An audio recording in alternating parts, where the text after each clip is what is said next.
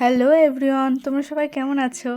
অনেক দিন ভিডিও ছাড়া হয়নি, অনেক দিন এডিট করার সময়ই পাচ্ছিলাম না। আজ চলে এসেছি। আজকে আমাদের এখানে ওয়েদারটা তোমাদের সঙ্গে শেয়ার করে নিলাম। আজ ছিল বিশ্বকর্মা পুজো এবং মনসা পুজো, আমাদের বাড়িতে দুটোই হয়।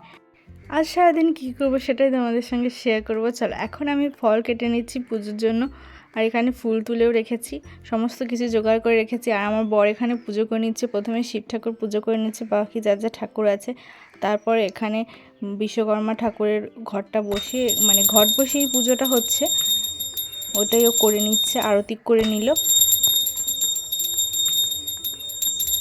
চলো, এরপর গাড়িটা পুজো করতে চলে এসেছে। গাড়ি, সাইকেল এগুলো ওই পুজো করবে, আর যেটার মনসা পুজো ওটা ঠাকুরমশাই এসে পুজো করে যাবে। তোমাদের কার কার বাড়িতে এগুলো হয় তোমরা প্লিজ কমেন্ট করে জানিও। তারপর এই যে পুজো হয়ে গেছে কমপ্লিট। এটা বিশ্বকর্মা পুজোটা হয়েছে, মনসা পুজোটা এখনও বাকি আছে। আর এই রান্নাবান্নাগুলো কাল রাতেই করে রেখেছিলাম, যেহেতু আজকে রান্না করতে নেই, আজকে পান্তা খাওয়া হবে, তার জন্য এই রান্নাগুলো আমি আর আমার শাশুড়ি মা দুজনে মিলে কাল করে রেখেছিলাম।